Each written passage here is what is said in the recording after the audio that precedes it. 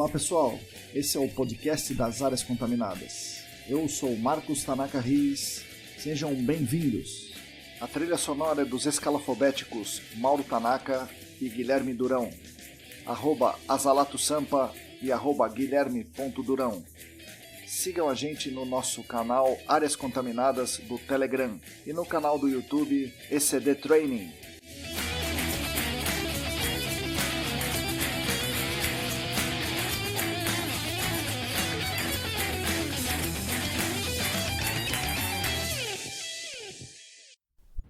Olá, você que está lavando a louça, estendendo roupa, lavando alface, escondendo feijão, dirigindo o carro ou pescando alguma coisa que caiu no poço. Bom dia, boa tarde, boa noite. Esse é o podcast das áreas contaminadas. Eu sou Marcos Tanaka Riz. O podcast tem a edição luxuosa de Lilian Coreiaço Riz. Bom, esse episódio aqui é um pouco diferente. Eu tenho certeza que vocês vão gostar muito. E da mesma forma que eu, vocês vão dar muitas gargalhadas enquanto vocês aprendem algumas boas lições como eu aprendi. Essa conversa foi uma ideia do João Paulo Dantas, meu convidado no episódio 14, papo trazendo causos de campo, com histórias boas, histórias ruins, histórias engraçadas, tristes, mas especialmente traz muitas lições aprendidas. Além do João, que com isso se torna o segundo convidado a retornar aqui ao nosso podcast, participam dessa conversa duas pessoas muito experientes em campo. Os engenheiros Danilo Tibanaito, que já rodou aí o mundo das consultorias e atualmente está na Rastec, e Alan Fabrício Vicente, o famoso Fabrício da Fulgel. Ambos são muito conhecidos no mercado. Ao final da conversa, na minha opinião, a principal lição aprendida é que o trabalho de campo é a essência do GAC. E o profissional, para ser completo, precisa passar por situações de campo e precisa vivenciar essas situações para poder depois trabalhar no escritório. Mas também a gente percebe que o trabalho de campo deve ser feito sempre com muita atenção, muito cuidado e muito planejamento. E para quem ficou curioso com o título do episódio, procurem saber o que é o esturro da onça. O esturro da onça, vocês vão gostar disso. Mais uma coisa, semana passada lançamos na newsletter um convite para quem quiser colaborar e fazer uma resenha de algum artigo, algum texto ou manual clássico do GAC. Por favor, entre em contato e junte-se a nós nessa empreitada. Vamos tentar fazer, com isso, uma divulgação de boas práticas internacionais e trazer isso para o nosso mercado. Bom, para finalizar, vou novamente reforçar a nossa campanha de financiamento coletivo no Apoia-se. Está no site apoia.se/ECDambiental. Se você quiser e se você puder, acesse o site e faça contribuições financeiras para nos ajudar a manter os canais de divulgação científica, como esse podcast, o canal do YouTube e a newsletter, que é semanal. Aproveitando, agradecemos aqui demais aos colaboradores atuais. Já são 21, sendo 5 anônimos. Nessa última semana, os meus amigos Leandro Oliveira, Larissa Macedo, Rodrigo Alves, Wagner Rodrigo, Leandro Gomes e Sérgio Rocha se juntaram aos apoiadores de sempre aí, Átila Pessoa, Tatiana Citolini, William Taquia, Felipe Ferreira, Alain Humberto, Diego Silva, João Paulo Dantas, Cristina Maluf, Calvin Yost, Luciana Vaz e Felipe Nareta. A vocês todos, meu muito obrigado especial. Agora, larguem os seus sextas-feiras, ou seus julianos, não sei como é que vocês conhecem aí, coloquem seus óculos espelhados, aguçem os seus ouvidos e fiquem agora com as palavras das lendas lendárias João, Fabrício e Danilo em O Esturro da Onça. Então vamos lá. Bom pessoal, bom dia, boa tarde, boa noite. Esse é o podcast das áreas contaminadas e eu estou aqui com 3 ilustres figuras. João Paulo, Fabrício e Danilo. Eles vão se apresentar agora. O João Paulo é o João Paulo Dantas, geólogo da Rastec, que já esteve aqui com a gente no episódio 14. João, bom dia, boa tarde, boa noite. Fala pessoal, fala Marcão. Aqui é o João Paulo Dantas e senta que lá vem a história. Isso aí, senta que lá vem a história. Os outros 2 convidados, o público ainda não conhece, pelo menos não conhece aqui do podcast, certamente eles conhecem vocês aí da vida do GAC, né? Um deles é o Alan Fabrício Vicente, o vulgo Fabrício para os camaradas. Fabrício, bom dia, boa tarde, boa noite. Marcão, bom dia, boa tarde, boa noite. Cara, começando a falar que é um prazer estar participando aqui com vocês, canal que só tem fera aqui. E vamos aí contar as histórias aí, passar um pouco do que a gente já vivenciou no campo. Vamos ver o que acontece aí. E Danilo Tibanaito, alguns conhecem como Danilo, outros conhecem como Tibana, mas é o famoso Danilo Tibana Ito, a lenda do gerenciamento de áreas contaminadas. Bom dia, boa tarde, boa noite. Fala aí, pessoal. Uma honra estar participando desse podcast aqui com o youtuber e digital influencer Marcos Tanaka aí, né? E estamos aí para contar algumas histórias engraçadas, algumas lições aprendidas e etc. aí. Vamos começar com o Fabrício. Fabrício, conta para nós aí como é que você chegou no gerenciamento de áreas contaminadas e dentro do gerenciamento de áreas contaminadas, por onde você andou até chegar aí na Fulgel. Cara, vamos lá. Eu, por formação, eu sou engenheiro de processos de produção. Eu venho da indústria, na verdade. Eu trabalhei, até eu começar a trabalhar com gerenciamento de áreas contaminadas, sempre trabalhei na indústria. E até então, eu achei que eu ia trabalhar na indústria a vida toda. Né? Eu sou aqui do ABC, né? Cresci dentro de fábrica, fiz Senai. Então, assim, eu sabia que eu estava... esse era o meu destino. Certo. E entrei na faculdade, engenharia de processos de produção, e no último ano da engenharia, um amigo meu, um maluco, que acho que todos vão conhecer, o senhor Walter Leite, Sim.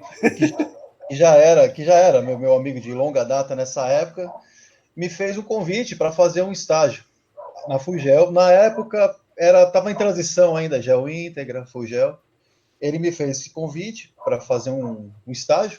No princípio, eu fazia meio período, né, tentando fazer o trabalho, a faculdade e os campos da Fulgel que eu conseguia fazer. Enfim, a hora que acabou esse período de férias, eu optei por seguir. Comecei a trabalhar como estágio, fiz 1 ano de estágio na Fulgel. Depois fui efetivado, fiquei mais 1 ano ou 2, alguma coisa assim, como coordenador de projeto, Certo. mas fazendo campo, aprendendo, né? Porque até então, quando eu entrei na Fulgel, eu não sabia absolutamente nada da área, não conhecia. Eu vi uma tampinha amarela num posto, não me interessava o que era aquilo, né, cara? Depois desse período, fiquei ainda um pouquinho como coordenador de projeto, e aí tive a oportunidade de virar sócio da empresa, e aí já se passaram 9 anos. Em agosto, agora do ano que vem, eu completo 10 anos de empresa. E eu, assim, toda a minha carreira, da minha longa carreira nessa área, eu estou aqui na Fulgel e pretendo conseguir seguir por aqui. Beleza, Fabrício. Danilo, e você? Vamos lá. Como é que você caiu no GAC? Por onde você andou por esses anos aí? É muita coisa, pô. Caramba, mas enfim. Eu trabalhava num laboratório de análise química e aí tinha uma menina, a estagiária lá, aí ela, que era minha estagiária, ela saiu e entrou numa consultoria, a Botura, do finado Botura. Sim. Teve uma oportunidade lá, saí do laboratório e ela me convidou para ir para lá. Entrei como estagiário lá e aí... Veja, na Botura Consultoria. Botura Consultoria, isso aí é quando? Botura Consultoria. 2000. 2003. Foi Certo. no meu ano de formação. Me formei em 2003, na primeira graduação. Já era formado técnico em Química, e aí entrei nisso daí. Aí bebi água contaminada e tô até hoje, Pronto. né? Puta, já era, né? Por isso que não envelhece, tem pouco cabelo branco, aí, então aí. Passei por algumas consultorias aí, até chegar na Rastec, onde sosseguei meu facho. Legal. Aí, né? Quanto tempo faz você tá lá já? Bati meu recorde, faz 4 anos. Beleza. Exatos 4 anos aí. Mas passei por outras consultorias aí onde foram feitas amizades e para a vida, né? Algumas até. Viagens, enfim. Coisas que a gente vai adquirindo ao longo dos quase 20 anos que eu trabalho com área contaminada aí já. Sim. E vocês estão aqui, vocês três, porque vocês trabalharam muito no campo. E quem trabalha no campo tem bastante história para contar. E esse episódio foi uma ideia do João, né, do João Paulo, e que é uma ideia muito boa, da gente contar, de trazer as pessoas que têm mais experiência aí no campo, que têm mais histórias engraçadas e lições aprendidas, como falou o Danilo, para que as pessoas também se divirtam com os erros dos outros, né, e não cometam os mesmos erros, né? Então, João, já que foi a sua ideia, conta uma boa aí pra gente, para começar. Marcão, eu vou começar com uma história Do princípio, né? Sou formado em geologia, como já falei aqui no outro podcast, e o geólogo, ele aprende a passar por perrengues no campo desde a graduação. Então, eu tenho uma história interessante. No meu curso de graduação, a gente tinha 3 disciplinas de mapeamento geológico, nas quais nós dividíamos os 3 grandes grupos de rochas: as rochas sedimentares, as magmáticas e as metamórficas. Existe um curso famoso dentro da área da geologia, que é o curso de mapeamento do ESTVEG. A Federal de Minas Gerais propicia esse curso através de monitores de pós-graduação. Então, turmas de geologia vão para lá, ficam 2 semanas lá de intensivão, e para aprender a mapear, montar um modelo geológico lá de evolução do metamorfismo da área e apresentar no final do curso. É um curso muito puxado.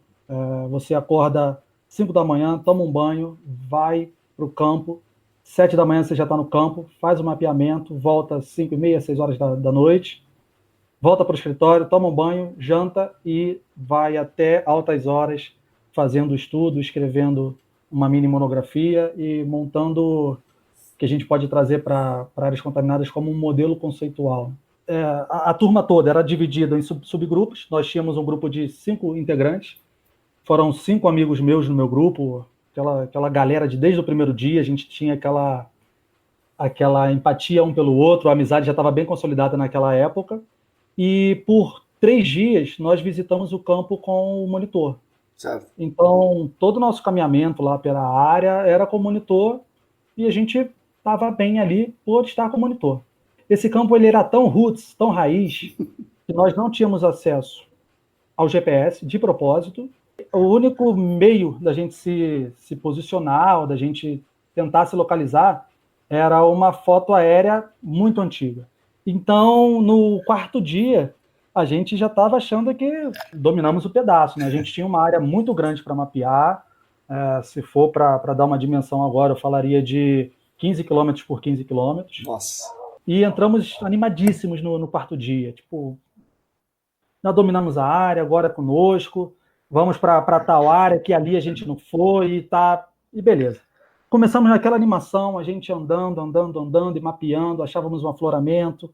Nós tínhamos um papel manteiga que a gente fazia o desenho, identificava o tipo de rocha, coletava uma amostra para levar para o campo, para levar para o escritório, para classificar no escritório, e fomos andando. O primeiro perrengue, na verdade, foi o sinal de que esse dia não daria muito certo, foi quando nós fomos atravessar um pequeno riacho. Um pequeno riacho, o riacho deveria ter de largura 1,5 m. Nós tentamos passar assim com um pouco mais de cuidado e um amigo tentou pular direto. Nessa que ele tentou pular direto, ele parou no meio do riacho.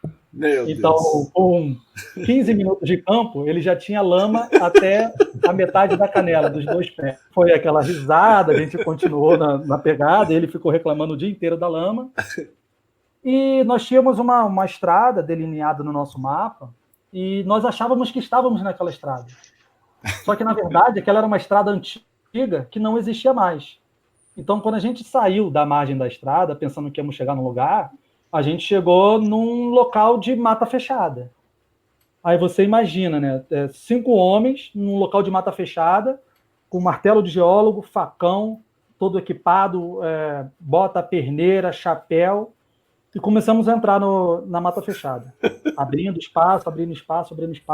De repente, a gente vê uma luz no fim do túnel, né? A mata fechada cessa e a gente tem uma área como se fosse um pasto, uma área gramada. E a gente já estava um pouco já apreensivo que a gente estava perdido, não sabia onde a gente ia chegar, e a gente encontrou o sítio. Aí, beleza. Não, graças a Deus encontramos o sítio, agora a gente vai voltar para o caminho que a gente deveria estar fazendo, né? De repente, Marcão, eu só vejo um vulto preto vindo de lá de longe. Era um pastor alemão, mas daqueles de raça pura. Só de cabeça, eu acho que o pastor alemão tinha meio metro de cabeça. Eu arregalei o olho, meu amigo travou, os outros amigos travaram, e do nada a gente ouve um assovio forte no fundo. Nossa. Quando rolou o assovio, o cachorro parou. Pum! Parou e sentou. Nossa. Eu falei, pelo amor de Deus, esse cachorro é assassino. É treinado para proteger o sítio, é assassino, eu vou morrer aqui. O cachorro parou, aí daqui a pouco chega o dono do assovio, que era o dono do cachorro e o dono do sítio. Você imagina aquele alemãozão na faixa dos 40, 50 anos, um cara chucro, parou do lado do cachorro, botou a mão do cachorro e o cachorro parou até de respirar. Ele estava numa distância aí de uns 150 metros da gente e eu já estava calculando que 30 segundos o pastor alemão me pegava. Não teria escapatória.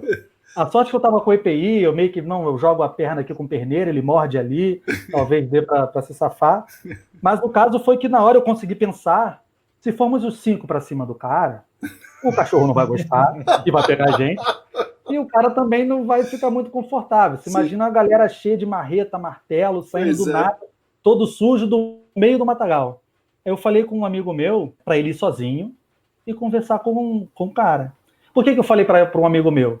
Que eu não queria correr o risco do pastor alemão me pegar quando eu chegasse perto do cara. É bom então, outro, todas as instruções. Falei, Carlos Eduardo, você chega lá, você fala que nós somos do Rio de Janeiro, viemos representando uma universidade, estamos fazendo um mapeamento geológico na área. Infelizmente, nós nos perdemos, estamos passando esse sufoco. Eu resumi aí, mas foi umas 2 horas andando sem direção no meio da mata fechada. E nós gostaríamos da ajuda dele para saber como que a gente consegue se localizar aqui. Ele falou, beleza. Aí ele foi andando para perto e eu fui monitorando a reação do cachorro. Se esse cachorro morder, eu deixo ele aí e vou embora. E depois eu chamo a polícia, chamo o bombeiro, chamo quem for chamar. Ele chegou para o alemão e ele fez tudo ao contrário. Ele chegou e falou, opa, parceiro, tudo bom? Aquele sotaque de carioca, né? Pô, a gente tá aqui perdido, pô, como que a gente faz pra se achar aqui, sair daqui, cara? Que eu não aguento mais ficar andando por aqui. Eu falei, meu Deus. O alemão olhou pra cara dele, olhou pra nossa cara, olhou pra cara dele e falou assim, tá vendo aquele eucalipto ali? Aí ele, tô. Tá vendo essa estrada aqui? Tô. Tá vendo de onde você saiu? Tô. Isso tudo é minha propriedade. Nossa. Vocês saiam daqui agora, peguem essa estrada, senão ou eu dou tiro em vocês, ou eu mando o cachorro pegar vocês. Aí não durou muito, ele voltou para dar esse recado. E o alemão com aquela cara fechada. Quando ele deu esse recado, a gente foi embora. Falou, beleza, pegamos a estrada e passamos. E a gente, apreensivo, olhando para trás, esse alemão vai mandar o pastor. Esse alemão vai mandar o pastor alemão. E nada, né? Do nada, a gente topa num filito hematítico. Aflorando, no meio da estrada do cara. A gente não tinha visto essa litologia ainda, né? Aí um outro amigo meu, o André, ele falou, não, gente, para aqui. Tá o filito aqui, vamos coletar uma amostra. Nossa, meu Deus do céu. Falou, André, você tá maluco? Deixa o filito pra lá, vamos embora. Aí a gente conseguiu passar a cerca do cara, e na cerca tinha uma placa bem grande assim, propriedade particular, não ultrapasse, risco de morte, cão bravo. Meu Deus, como a gente se safou. Legal dessa história. E no final deu tudo certo. Nem se fosse uma amostra de esmeralda, tinha que deixar lá esse negócio. Né? Deixa aí. Não valia a pena. Nossa Senhora. Fabrício, e você? O que você tem para começar a nossa... Pois é, cara. Eu ouvindo a história do João, comecei a lembrar de algumas coisas, cara. Lembrei de uma boa. A gente, enfim, foi contratado por um cliente que ele tinha interesse numa área, né? E precisava que alguma consultoria fosse lá fazer uma preliminar na hora, enfim, e tinha a etapa de campo nessa brincadeira aí, e aí o selecionado do grupo fui eu. Aí, tranquilo, conversamos mais ou menos com o cliente por telefone, fui trocando informações, não conhecia muito do local, sabia só que era no Pará, ali perto de Marabá ali, e eu sabia onde eu tinha que descer no avião, e era tudo que eu sabia. Aí, conversando com o pessoal, trocando e-mail, consegui o contato de um mateiro, alguém que conheça minimamente a área lá para me acompanhar, e cheguei lá na cidade, desci do avião com o telefone do mateiro e mais ou menos onde era a área. Ele também conhecia a área lá, então estava mais tranquilo. Aí cheguei, falei, pô, vamos entrar no meio do mato, né, cara? Não sei quão difícil vai ser esse acesso, então vou preparado, né? Fui super preparado com uma manga comprida, coloquei o capacete, coloquei as perneiras, né? Que eu falei, pô, perneira deve ter cobra, não sei o quê. E fui. Manga compridinha assim, para não tomar picada de borrachudo, não sei nem qual era o inseto que ia ter lá no lugar, né? Mas fui mais ou menos preparado, telefonei pro cara, ele marcamos um ponto de encontro, encontrei com ele. Aí ele começou perguntando de ferramenta, o que a gente ia levar. Eu falei, cara, tô com essas coisas aqui. Aí ele falou, não, pô, a gente precisa de um facão. Um não, dois. Eu falei, 2 facões, cara. Vamos comprar o facão. Comprei, olhando o facão, acho que ele pegou o maior facão que tinha na loja, assim, ó. Falei, puta, eu comecei a dimensionar o tamanho do risco que eu tinha ali, né, cara? E, bem, entramos no carro, pegamos a estradinha, fomos, encostamos o carro perto da área, já não tinha mais nada perto, encostamos o carro, eu estava basicamente preparado já, eu só coloquei o capacete, uma luvinha de pano, e o rapaz estava com uma mochilinha, cara, e ele começou a tirar acessório dessa mochilinha e vestir, cara. E cada vez que ele tirava uma coisinha da mochila e vestia, eu ficava mais desesperado. Cara, não é possível que precisa de tudo isso, cara. Pô, o cara já estava mais ou menos preparado. Aí ele colocou a perneira, aí ele colocou uma bota, aí ele colocou um jaleco. Quando lá na cidade eu tinha tido a grande ideia de colocar aquelas touquinhas árabes de pedreiro, certo, né? Para proteger o pescoço. Certo. E ele começou a tirar, aí ele colocou uma balaclava, ficou só com o olhinho de fora, colocou um capacete e lacrou com óculos de ampla visão. Meu Deus. Mas, cara, o cara tá prova de bala, né? Nada vai superar essa armadura que ele colocou. Fabrício, deixa eu te fazer uma pergunta. Quantos graus estava nesse dia no Pará? Muito. No Pará. Meu Deus.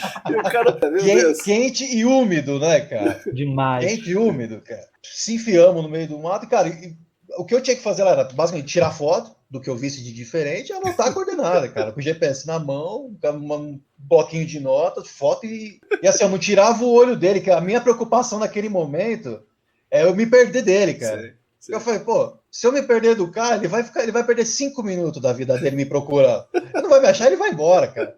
Vai me largar aqui, eu vou virar um ser da floresta aqui que eu não vou conseguir sair daqui, cara.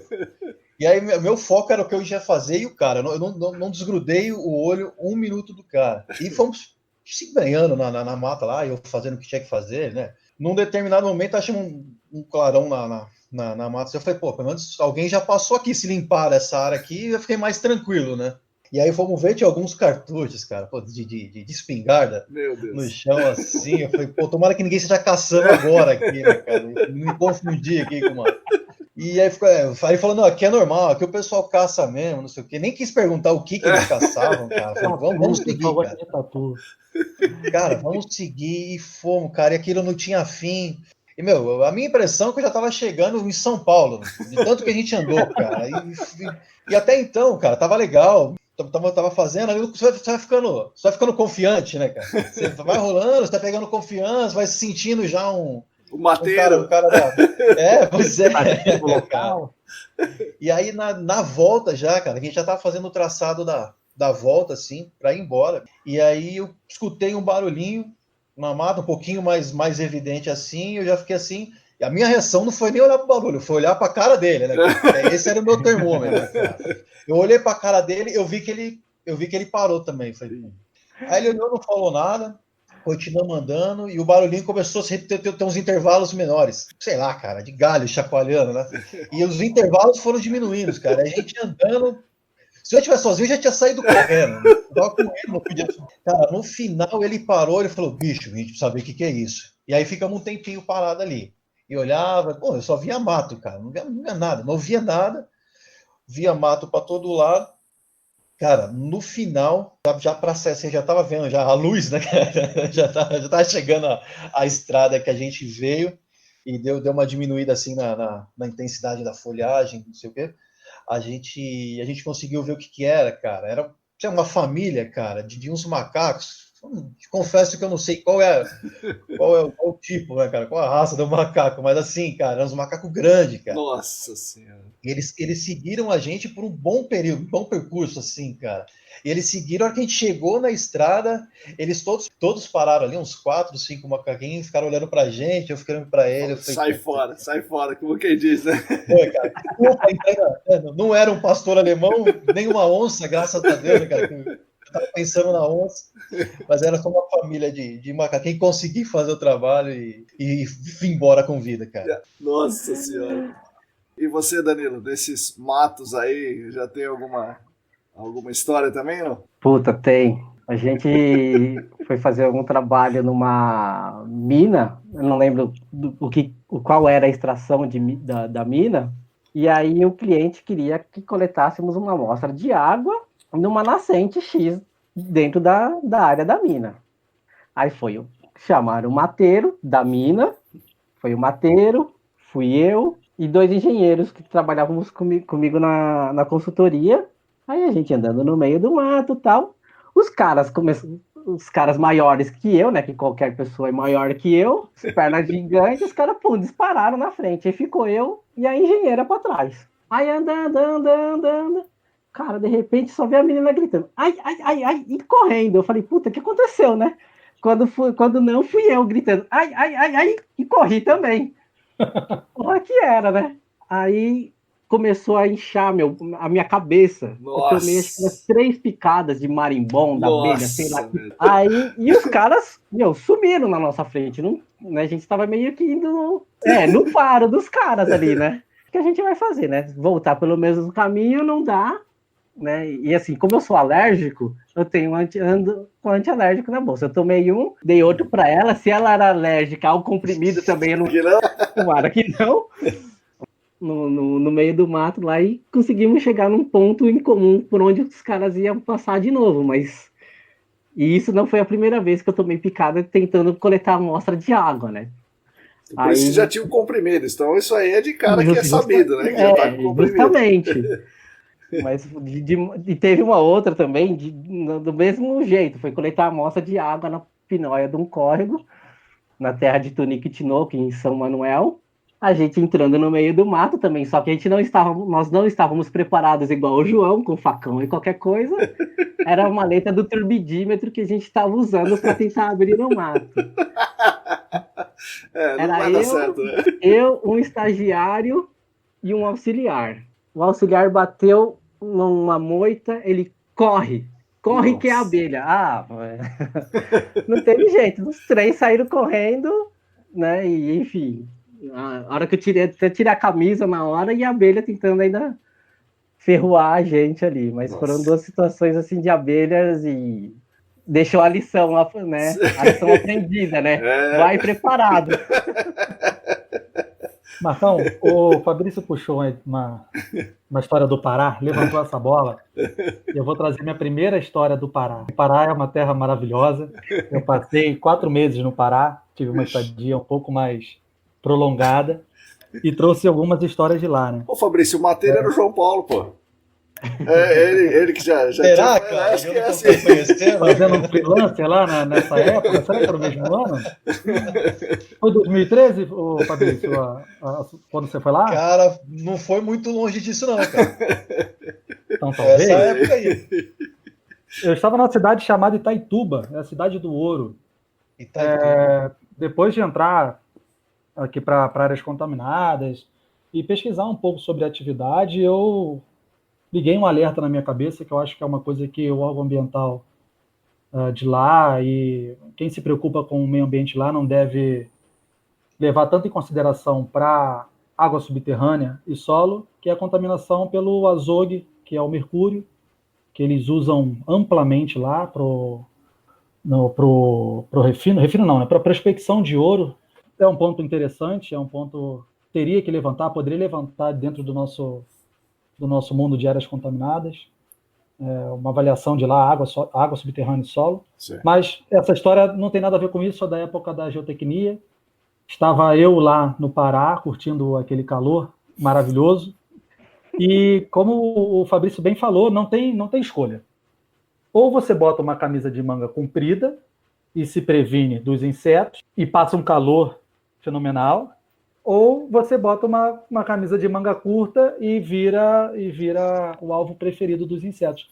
Lá tem um mosquito, um borrachudo, que ele é parente do morcego. Nossa, ele tem alguma coisa na saliva dele que não deixa o seu sangue coagular. Então, no primeiro dia que eu não fui de camisa comprida, eu tomei uma picada lá do inseto e estou conversando, quando eu olho, tem um filete de 15 centímetros de sangue no meu braço. Meu Deus. O que é isso? Eu falo, não, aqui tem um mosquitinho que ele morde e tem alguma coisa que ele inocula que é um anticoagulante, então seu Meu sangue Deus. vai... Aí eu passei a usar a minha manga comprida. Mas estávamos fazendo aquela prospecção de geotecnia num site que era à beira do rio Tapajós. E no nosso plano lá de investigação geotécnica, constavam algumas sondagens no leito do rio Tapajós. Então, nós tínhamos uma balsa, pensando numa balsa aí de 5x5, mais ou menos, com um equipamento de sondagem em cima, a famigerada 920, para fazer o corte da rocha rotativa, e um tripé para uma sondagem de SPT.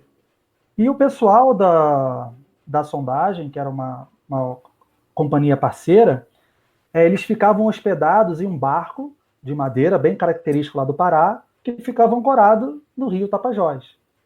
Então a gente tinha esse barco de apoio e a balsa para trabalhar.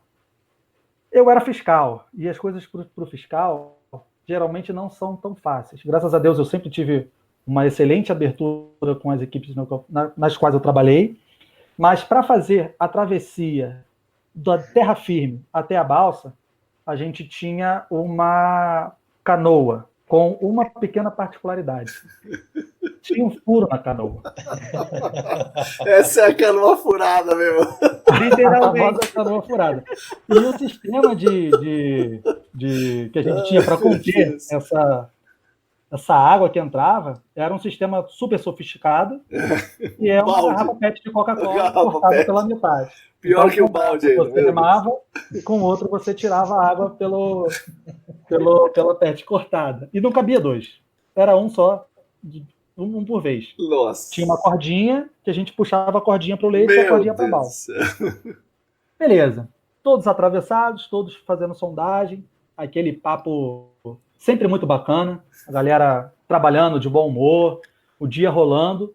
Quando chegou umas 3 horas da tarde, mais ou menos, o rapaz que era o piloto do barco chegou para a gente e falou assim, eu preciso comprar mantimento na cidade, e tudo bem, deu ir lá, vocês ficam aqui, e o sondador, e eu demos o ok, ainda tínhamos um longo trecho lá para poder prospectar, e beleza, ele falou, em 1h30 eu estou voltando, mais tardar, que é o tempo de eu chegar lá, eu chego em 25 minutos, faço as compras, para voltar mais 25 minutos, tudo bem. Aquele céu azul, aquele sol maravilhoso, e a gente descendo as. Chegamos no arenito que tinha de base, e passou a 920 e toma-lhe arenito. Só que para fazer essa troca, os sondadores deixaram emendado 3 hastes de 2 metros. Então a gente ficou naquele paliteiro, né? Com diversas hastes de metal para cima.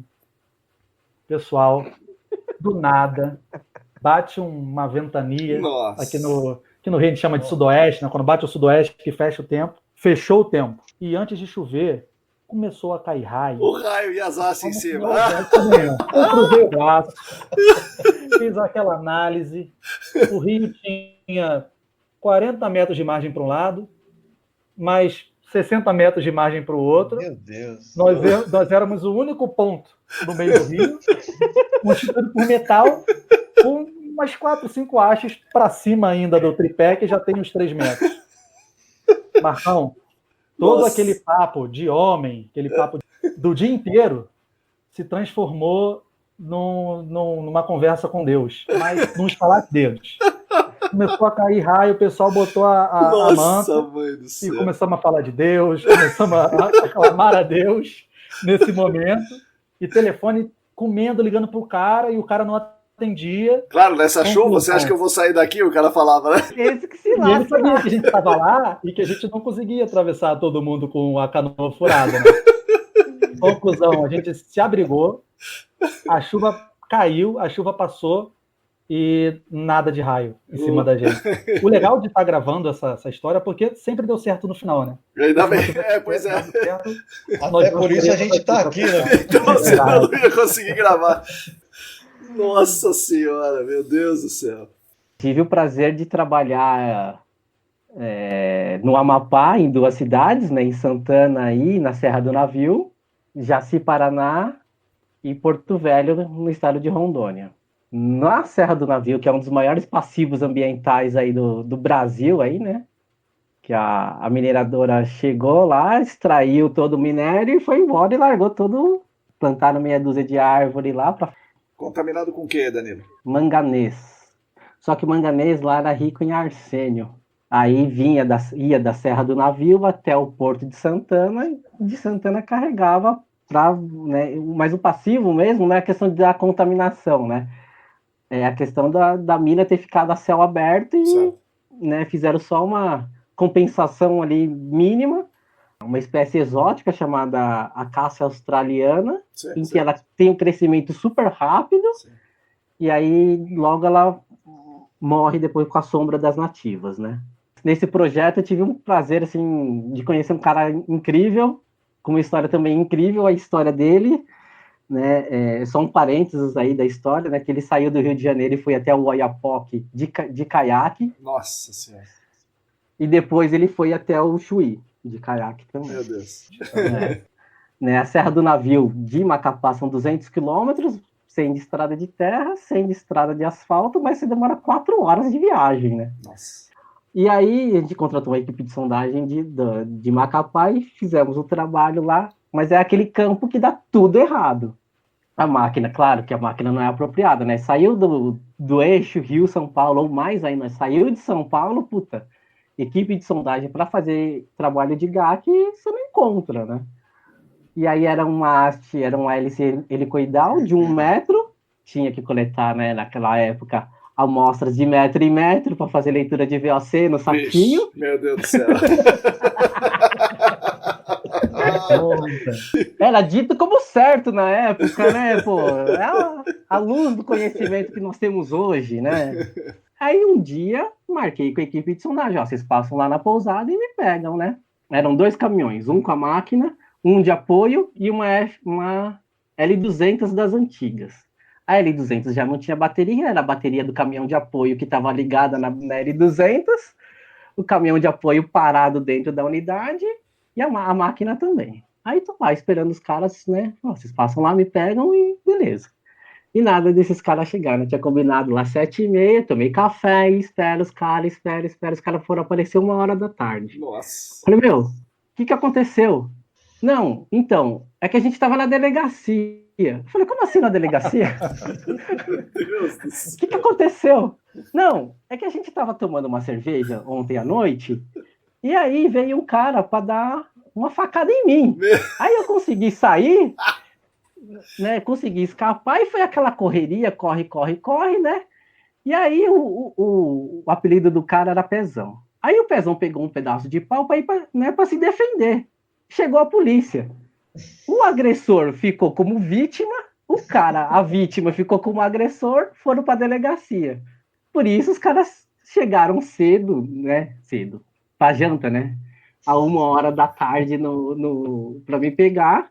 Tiveram que sair mais cedo para pegar o boletim de ocorrência ainda na delegacia. Para esclarecer. E isso para ainda não contar que o cara não podia encontrar o sujeito pelos bares ali, que ainda podia ter desdobramento a história, né? Nossa, sem dúvida, né? E você falou, não vou beber cerveja com esses caras, não. É muito perigoso. De jeito nenhum. Para completar ainda, né, teve vários desdobramentos errados durante o campo, né? Enfim, pneu da máquina, do caminhão da máquina que furou, rolamento da máquina que quebrou, enfim. Na hora de vir embora, eram os 2 motoristas, o Pezão sabia dirigir, mas não tinha habilitação. Aí eu falei, não, eu dirijo a L200. Não, beleza, então vamos embora. Sei lá em que cargas d'água começa a falhar a caminhonete. Vamos tirar o filtro. Era diesel, né? Vamos tirar o filtro que melhora, né? Claro, beleza, lógico. Tiraram o filtro do Pra que o filtro, meu Deus? Não foi nada, né? Aí deu acho que 1,5 km, uns 2 km. Aí eu falei, continuou falhando, né? O pessoal do caminhão que estava na frente percebeu. Fui parar. Cadê o freio da caminhonete? Sumiu. Falei, mano do céu, eu quero voltar para casa, gente. e vivo, né? Aí largamos a caminhonete num vilarejo que eles conheciam lá, porque os caras são furador de poço nessas regiões, né? Então os caras conhecem bastante gente. Largamos a caminhonete lá, tocamos viagem em 2 caminhões, né? Vamos fazer uma ligação direta da bateria aqui no farol, porque a gente vai chegar de noite, né? Tá certo. Eu preciso do farol.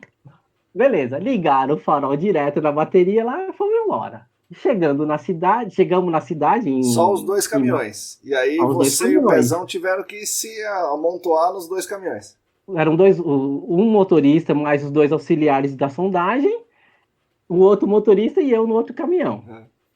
O caminhão da máquina estava com o radiador furado. Parava de hora, igual a Telecena, parava de hora em hora para colocar água no radiador. Aí chega a gente parou para fazer um lanche, né? Era umas 7 horas da noite. Aí o cara falou assim: esse caminhão aqui, que era o caminhão de apoio, tá com a direção um pouco estranha. Mas acho que dá para tocar viagem. Beleza, né? Fizemos um lanche pé na estrada. Chegamos lá na empresa, o caminhão abriu o portão, o caminhão da máquina entrou. Quando o caminhão de apoio foi entrar, cadê a direção? Tinha quebrado a direção. Na hora de entrar, olha que sorte. Na hora de entrar, eu falei, olha que legal. Aí o cara só engatou a primeira, entrou com o caminhão lá e fim da história. Tudo resolvido, aí pronto. Aí. Chegamos todos vivos. O Deus da sondagem ajuda os caras mesmo, né? Meu Deus. Nossa. Cara, mas o norte do Brasil tem... Cara, rende muita história, né, cara? Rende muita história. Mas, assim, quem trabalha com gerenciamento de áreas contaminadas e não saiu desse eixo nosso aqui, Rio, São Paulo, Minas, né, cara? Enfim. Mas chega a ser previsível se comparado com as coisas que acontecem lá no norte, cara. É muito maluco, cara. A gente chegou a começar Macapá também. Cara, investigação de posto. Coisa simples, cara. Só que, assim, investigação de posto... o nível d'água profundo, o posto era demorado para fazer, equipe local, difícil de... Não tinha equipamento legal para produzir bastante, né? Enfim. Mas fazendo o trabalho, mas assim, chegou com o nível d'água, não vou lembrar números, mas assim, começamos a falar, o nível d'água aqui é 10 metros. E no famoso inverno amazônico, né, cara? E fazendo, e chovendo, e fazendo, e chovendo. Cara, eu sei que numa coisa de uma semana, entre o começo e o final do projeto, o nível d'água ele variou 5 metros. Nossa. Tipo, a gente começou com um nível d'água de 10 e acabou com 5, cara. Falou, e aí? Como é que a gente faz? Instala, não instala, vai embora, chora. Cara, e não tinha, né? Eu não sou geólogo, né, cara? Eu sou engenheiro. E liga pra galera e fala assim, e aí, cara? Enfim. E de produção ainda, né? De produção, perdido, né? Perdido na... Eu só não tô mais perdido porque, engraçado, eu me envolvi com o mestre Marcos aí, fiz uma pós-graduação lá no Senac, então eu não sou tão leigo. Mas, cara, maluco. Uma outra vez a gente também em Medicilândia, no Pará, começamos a trabalhar e começou chovendo, e chovendo, e chovendo. Primeiro que foi uma luta para chegar na cidade, né? Porque a estrada já tinha ido embora há muito tempo. Chegando, começamos a trabalhar. Cara, e aquela chuva que não passava, chegou num ponto que a área onde a gente estava trabalhando virou um rio, cara. Virou um rio, a água corrente pesada, assim, ó. E de parar e sentar, assim, cara, volta, espera os caras... Isso que é engraçado, que a gente desesperado, não sabia o que fazer, e o pessoal lá, tranquilo, falou, não, pô, não esquenta aí, daqui a pouco passa, isso aí vai baixar, vocês continuam fazendo o trabalho de vocês. Nossa, continuam fazendo o trabalho de vocês, dá enxurrada. Dá enxurrada, cara. E nesse dia, cara, eu tenho foto aqui, para não falar que é história de pescador, da internet. De soldador, né? Soldador. Cara, a gente tava parado assim, o pessoal, né, tava parado assim, olhou de longe, falou, mano, o que é aquilo ali? E ficou olhando, prestando atenção, não sei o que. Cara, tinha uma cobra, não sei que tipo de cobra que é, cara, enorme, acho que ela veio na enxurrada e travou numa árvore, ela ficou sossegadinha ali, cara. Eu fiquei pensando, falei, cara, se essa cobra pega alguém aqui, cara, eu não vou saber nem explicar por que sumiu, cara. O norte do Brasil cara, é muito legal. João, dentro do GAC, como é que é? Vou trazer uma do GAC aqui, Marcos. Apesar que no GAC não é tão maluco, pô. Depois é essa do pastor alemão. E essa aí da canoa furada, meu. Tem alguma no GAC que se compare a isso, vai ser difícil, hein? É difícil. O GAC é muito light. Mas eu tenho uma boa do GAC, que é a história de quando eu pensei que tinha furado o meu primeiro poço artesiano em campo. Nós estávamos num site aqui no Sudeste. Nesse site tinha algumas estruturas que tinham bacias de contenção. Só que uma particularidade dessa bacia de contenção é que tinha um envelope elétrico que saía da bacia de contenção e fazia o seu percurso ao longo do site. A gente estava investigando bem longe dessa bacia de contenção, deveria ser aí uns 70 metros, 50 metros dessa bacia de contenção. A gente estava observando alguns pontos, fazendo alguns pontos na área. E nessa área passava esse envelope elétrico. Até uma dica aí para o pessoal que está ouvindo, foi investigar algum site que tenha um envelope elétrico, alguma tubulação. Geralmente se corta o solo para fazer isso e deita-se a estrutura numa camada de areia. Por que areia? Ela, na hora de acomodar, ela não acomoda tanto quanto a argila. A tensão ali entre os grãos, ela não deixa acomodar tanto. E essa camada de areia em volta desses envelopes, dessa estrutura, é sempre o caminho preferencial para a migração da contaminação. Então a gente estava investigando lá, eu não tinha na minha cabeça essa dica aí da areia envolvendo o envelope, e a gente começou a fazer uns pontos de sondagem. Aí peguei um ponto de sondagem, a gente tinha bem mapeado onde passava o envelope, deu um espaço de segurança para o envelope e começou a fazer uma sondagem ali mais criteriosa para não correr os riscos, né? Eu pegava bem no pé do pessoal para a gente ter uma organização dentro da nossa área de trabalho, até para o trabalho ficar mais ágil. De repente a gente passa a camada de aterro e o amostrador vai um pouco mais rápido, com uma facilidade maior. Falei, opa, o que é isso? A gente sacou a composição e o nível d'água começou a subir. Eu falei, opa, gente, o nível d'água está subindo aqui. A ferramenta puxa um pouquinho para cá, que eu acho que vai passar aqui. O nível d'água começou a subir, passou o nível do poço, subiu uns 10 centímetros do nível do poço e começou a jorrar. Vixe. Falei, nossa, que interessante. Não estava no meu modelo conceitual, não tinha uma coisa aqui. E a galera parou de sondar e ficou olhando para minha cara. Eu puxei a câmera para filmar. Falei, nossa, eu vou filmar isso daqui, né, pô? Primeira vez que acontece isso comigo? Será? Será que é um artesiano? Nossa, a superfície potenciométrica está acima aqui do nível do solo? Pô, é agora? Pô, que legal! Eu estou filmando e tá água saindo. Eu virei para os caras e falei, pessoal, eu acho melhor afastar um pouco mais o material. Marcão, a água foi saindo, inundando a área. Vamos guardar tudo e observar o que vai acontecer. E quantos metros disso, João? O de profundidade? Tá muito raso, eram 3 metros, 2,5 metros, coisa assim muito rasa. Aí eu voltei pro escritório, mostrei para uma colega de trabalho e ela ficou fascinada. Nossa, um aquífero confinado. Você chegou a instalar o poço? Eu falei, não deu mais pra entrar na área, que estava tudo alagado. Mas não, deu uma água no joelho. E ela ficou por um bom tempo achando que era um aquífero confinado. Eu voltei no site e falei, não é possível. Não é um aquífero confinado, não tem condições. Aí que eu fui investigar ao redor da área, né?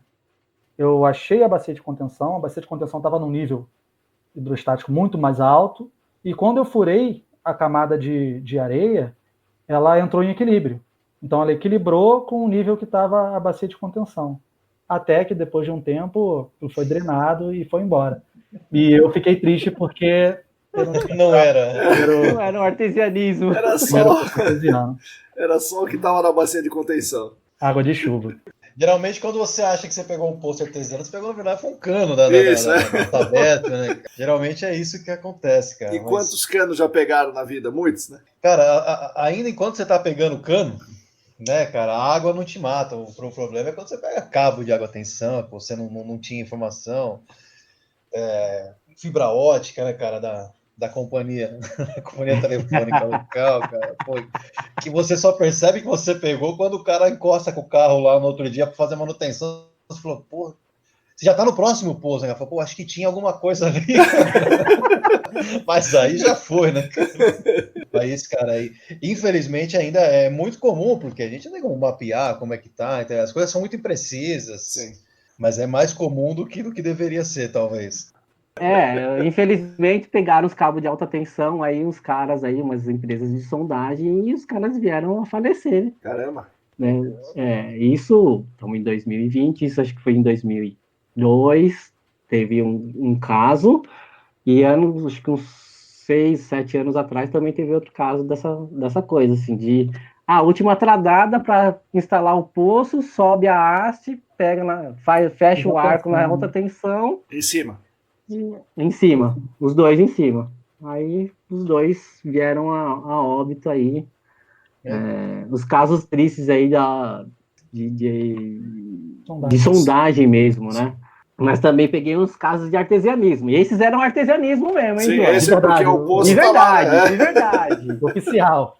Oficial, né? Eu fui fazer a mostra, o cara foi um outro colega que furou o poço, e aí, né, era 20 metros de profundidade o poço, ali na famosa região do Jurubatuba. Certo.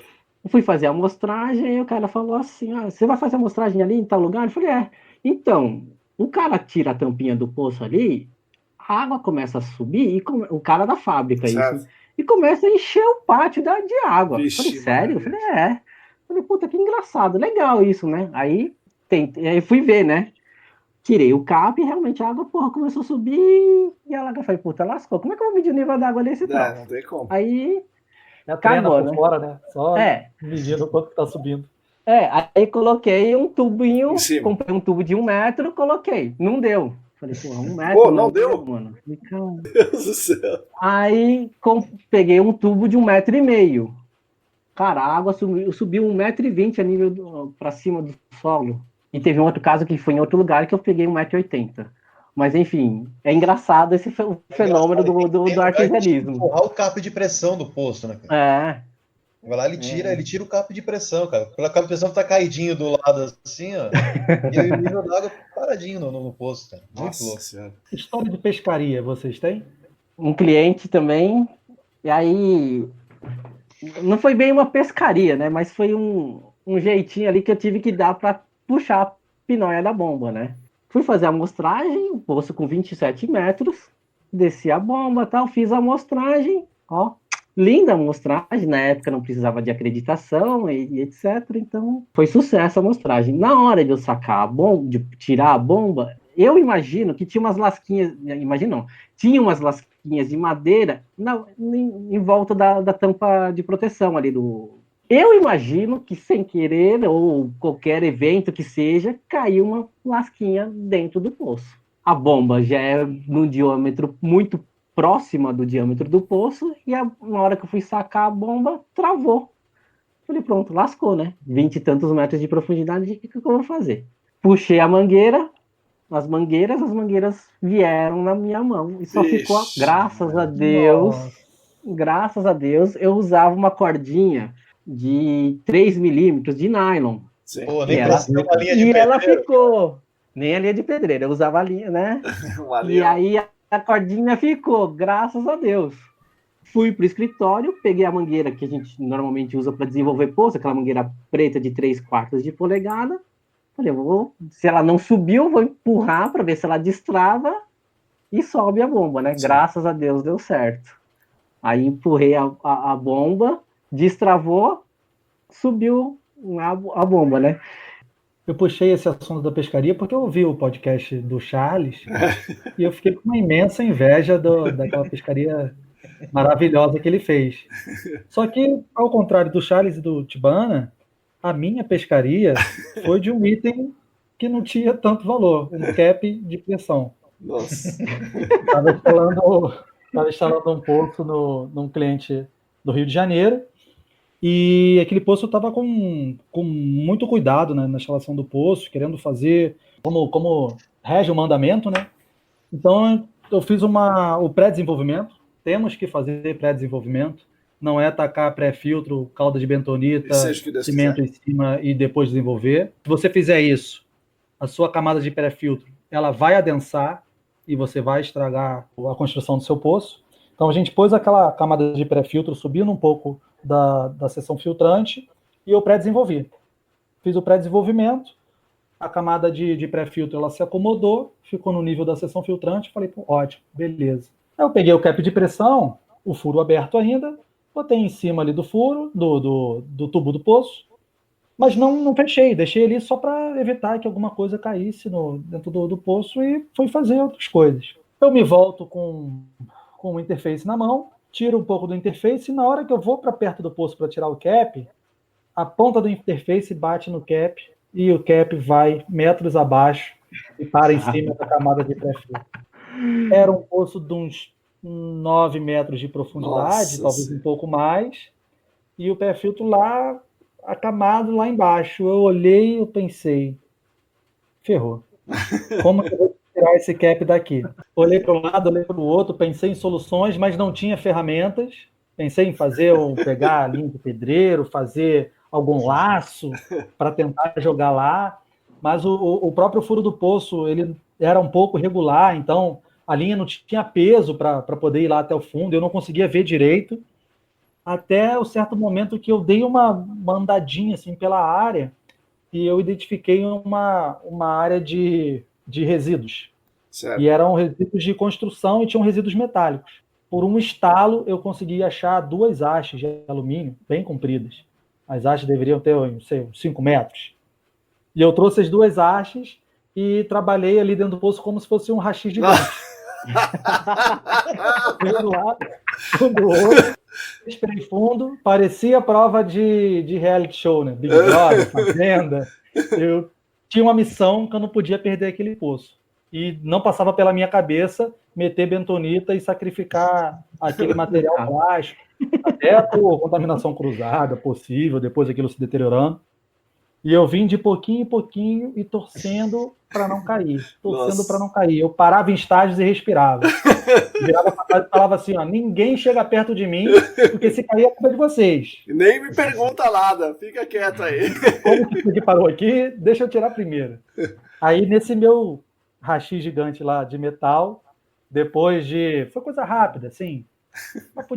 De 40 minutos tentando, eu consegui sacar o cap de pressão e salvei o poço. E o poço foi instalado perfeitamente. Caramba, rapaz. Ainda bem que o tempo não fechou e começou a ter raio, pois né? Pois senão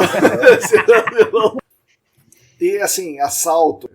A gente teve um carro roubado com equipamento dentro, a gente tinha uma máquina pequenininha montada numa esteirinha que ficava dentro do cato. Então pararam nossos funcionários na estrada, renderam eles e levaram o cheque, interface, e a máquina e as ferramentas. Então, isso é bem complicado, porque são coisas que não tem... Você não consegue estimar o valor disso. Quanto custa um kit de ferramenta de sondagem? Sabe? É uma coisa que você vai construindo aos poucos, você vai se adaptando. O operador da máquina gosta de trabalhar assim, ele vai ajeitando.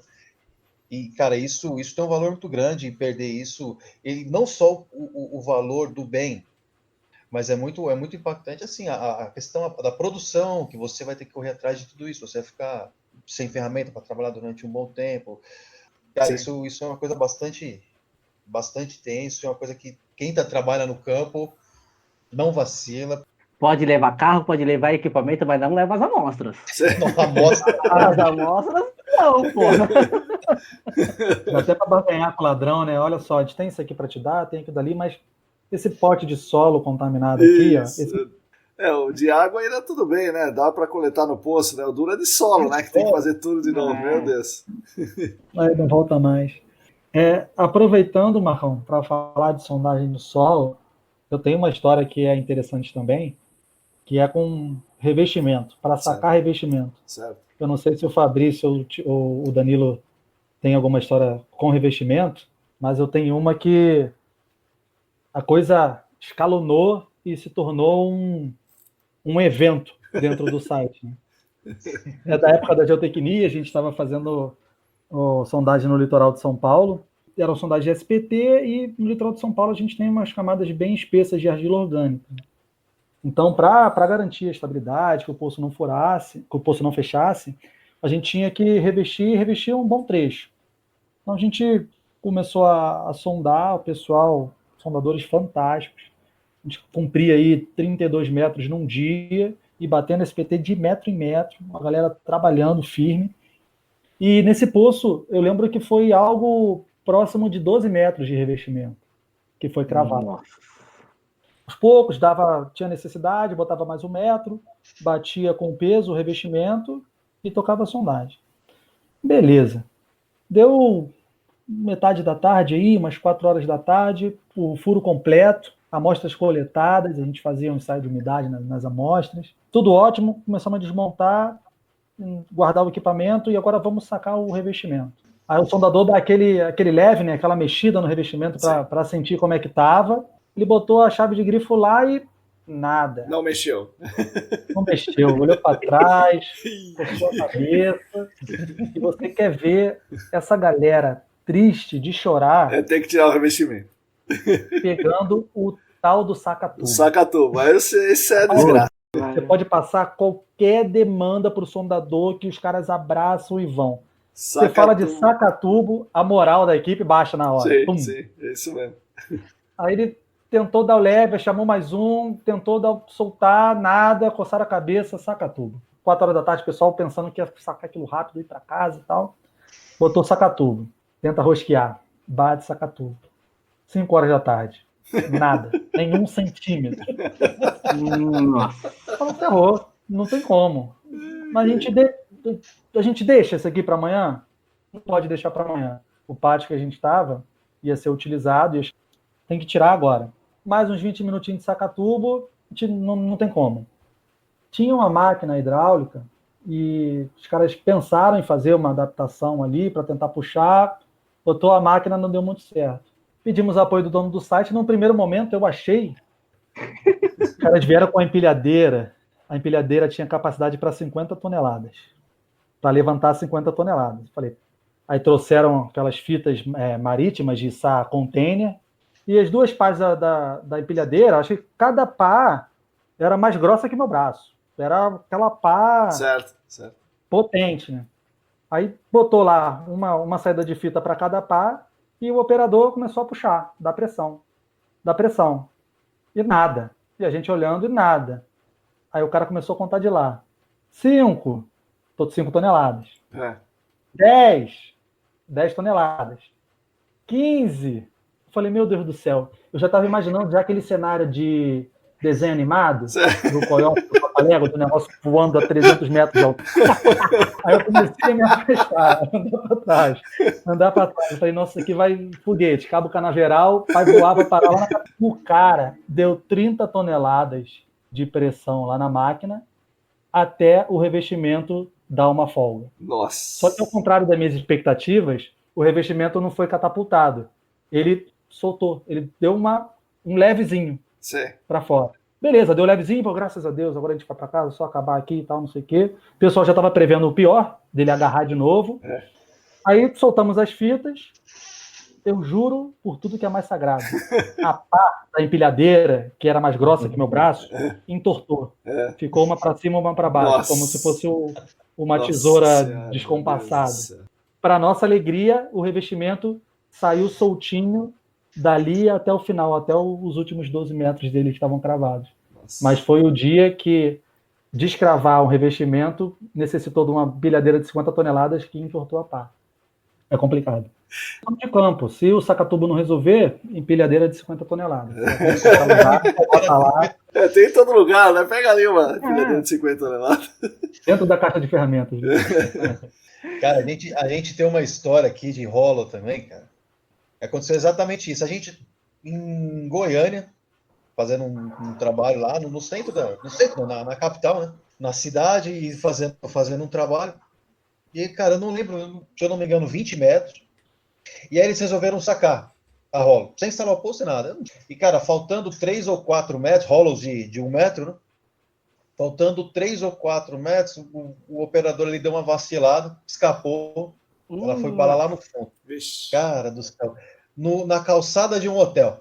Nossa. Sabe? Tem tudo que não podia acontecer. A gente deve ter feito 18 poços atrás do muro, só embaixo da árvore, na cabana, não. Vai acontecer na calçada do hotel, cara. 2 metros da entrada do hotel. Putz, e aquilo começou a virar, né? Assim como aconteceu com o João, com a gente também. Começou a virar um evento ali, cara. E o pessoal, cada hora um diferente do hotel, ia lá, o que tá acontecendo, não sei o quê. E eu aqui aqui do escritório administrando. E, eu via que não avançava, cara. Tenta isso, tenta aquilo, manda foto, faz um vídeo, né, cara? Chegou um ponto, cara, que não tinha mais o que fazer. Ou a gente enterra isso aí, planta, né? Um pé de rolo aí nesse bloco. Cara, eu tava perdendo a esperança já, cara. Eu falei, quer saber? Vim aqui pro nosso galpão, falei, cara, eu vou pegar tudo que eu achar que pode ajudar. Peguei corda, peguei haste, cara, peguei uma bola de basquete, tudo que eu vi aqui, ó. Falei, cara, pode ser útil, eu vou legar. Joguei na caçamba, domingão, 6 horas da manhã, acordei, subi no carro, fui pra Goiânia. Nossa. Cheguei, Logo ali, pertinho. Tá logo ali, cara. Domingão, né? O que eu vou fazer de domingão? Senão? E, cara, nessa brincadeira, a gente ficou talvez mais uns 2 dias brigando. Porque assim, eu não podia deixar aquela ferramenta ali, né? No final das contas, e, cara, e é engraçado que eu fiz com amizade com. Foi um evento tão grande, cara, que tinha gente passando que parava lá para ver o que tá acontecendo. Um desses daí, cara, foi um torneiro que tinha uma piscininha lá perto, ele começou a dar uns pitacos. Aí ele fez um dispositivo, cara. Cara, muito legal. Eu tenho até hoje. Qualquer dia eu te mando uma foto. Ele fez um dispositivo que você encaixava aquilo dentro da rola. Aqui a 1 metro de distância estava certinho, perfeito, cara. Que ele fez um encaixe, né? E nesse encaixe ele fez um furo aqui, fez um furo passante, colocou 2 pinos e uma molinha que empurrava esses pinos para fora. Certo. Então, qual que era a ideia dele? Tinha um stop em cima. A gente fez uma rosca, né? Com as hastes que eu tinha levado, a mesma rosca das hastes que eu tinha levado daqui. Ele fez uma rosca em cima, a gente fez um pirulitão, né? Assim, ele vai bater em cima, ele vai encaixar. É só questão de achar o furo, né? Sim. Para achar o furo, a molinha vai empurrar a travinha. Cara, a ideia foi genial, mas não funcionou, lógico. Cheio de terra, né? Embaixo, 3 dias mexendo, né, cara? E, cara, a gente tentou, e pra você ver que engraçado, cara, a gente conseguiu tirar, porque a gente jogou tanta coisa, e joga a corda, e tenta laçar, não sei o quê, num determinado momento aquela corda laçou de tal forma que a gente conseguiu travar na máquina, e a máquina subiu corda, subiu rolo, subiu as hastes, subiu, e a gente perdeu furo, porque ficou horroroso lá, a gente começou de novo. Até o japonês que estava segurando, vocês trouxeram, né? Não, deu a impressão que tinha alguém ele cansou, sabe? Vai embora, não quero mais. E agora você imagina, você faz um planejamento, né, cara? Vamos fazer esse trabalho, você combina com o cliente, pô, tal dia a gente entra aqui, vai mais 2, 3 dias aqui, vai embora, e você fica 4 dias ali brincando de tirar rolo dentro de sondagem, cara. Quase na garagem do hotel, cara. Nossa. Terrível. Marcão, tem uma história de fé. Eu gosto de contar essa história como uma história de fé. Voltando lá ao Pará, e já é uma temática um pouco diferente, é uma temática sobrenatural, a gente fazia essas sondagens lá na beira do Tapajós, como na primeira história, aconteceu ali naquela época da primeira história, e vira e mexe, a gente terminava bem tarde, então era um sítio que não tinha nada, e como o pessoal ficava no barco, depois que eu entrava no meu carro, e eu ia sair da propriedade, era comigo mesmo, né? Então, antes de chegar no campo, já na verdade lá na cidade, aquela animação de, poxa, tô no campo, tô no Pará, primeira vez aqui e tal, não sei o quê, eu comprei uma faca igual aquela do Rambo. Vocês lembram lá do Rambo 3? Aquela de Rambo programado para matar. Dentinho, cerrada. Sim. E o diferencial dessa minha faca é que ela tinha uma lanterninha de LED, bem pequenininha na ponta, né? Geralmente essa faca tem uma bússola também, isso, que não funciona, mas ela tem uma bússola. No cabo da faca, né? Uma bússolazinha bem vagabundinha. Né? Na minha cabeça eu tava com aquilo dali e ninguém nada se mete comigo que eu tô com a minha faca aqui, né? Abre mata, espantar algum animal que venha me atacar e tal. Se vier pastor alemão, ele vai ver só, né? Mas aí eu vinha com o carro, aquele breu total, aquela mata, e mata de noite, Pará, os animais fazem aquela cantoria deles, né? Você não sabe de onde está vindo e barulho.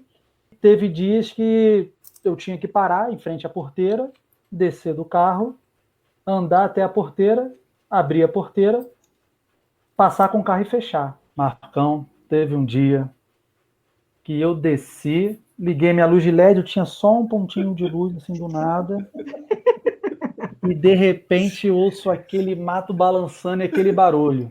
E não tem o que fazer, né? Volta pro carro, fica dentro do carro, ou finge que nada aconteceu e vai lá. Eu decidi optar pela segunda opção. Só que eu fui cantando um louvor da Cassiane que fala: Deus vai na frente, abrindo o caminho, quebrando as correntes, tirando os espinhos. E fui louvando, abri a porteira, olhei para um lado, olhei para o outro, com medo de sobrenatural, medo de bicho, medo de onça, do que aparecesse. Voltei, consegui fechar a porteira e deu tudo certo. Parou. Mas foi um medo absurdo que eu passei. Imagina, no meio do nada, escuro, Sozinho. sem ninguém para socorrer, sozinho. Tudo chacoalhando, sem mais nem menos. E a faca do Rambo, né? Ainda bem que tinha a faca do Rambo, né? O que seria de você sem a faca do Senhora. Rambo? A faca do Rambo me protegia do material. O louvor me protegia do sobrenatural. Então eu já estava ali blindado, né? Estava blindado. Os dois casos. Acho que foi o Danilo, né? Falou da amostra de solo no espiral, né? A gente fez, nós todos, fizemos coisas desse tipo, erradas, né? Ao olhar de hoje. Conta aí algumas coisas erradas que aconteciam antigamente, que hoje é um absurdo, a gente dá risada, que nem essa história de coletar amostra de solo no espiral. Dita como correta, né? Hoje ainda rola, né? Mas numa menor frequência, que é o soil gas, né? O soil gas já há muitos anos foi a ferramenta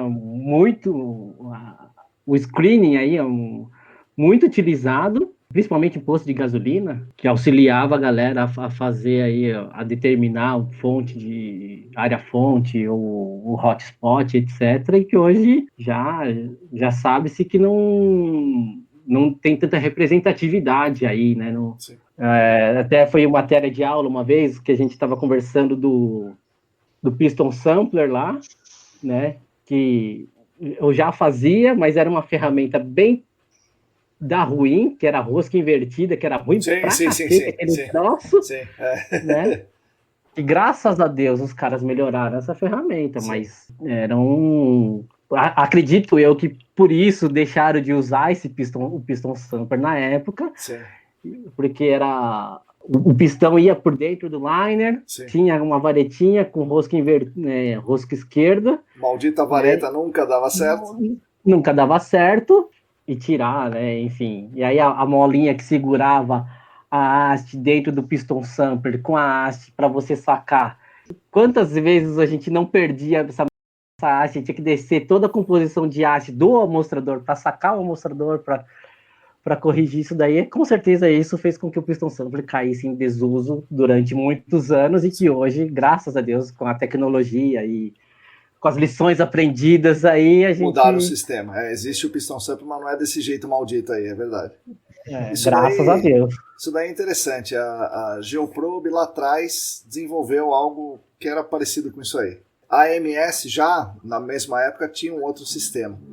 E aí, por algum acaso, sei lá, né, não sei qual foi o motivo exato, mas quem trouxe a máquina para cá e as ferramentas trouxe da Geoprobe.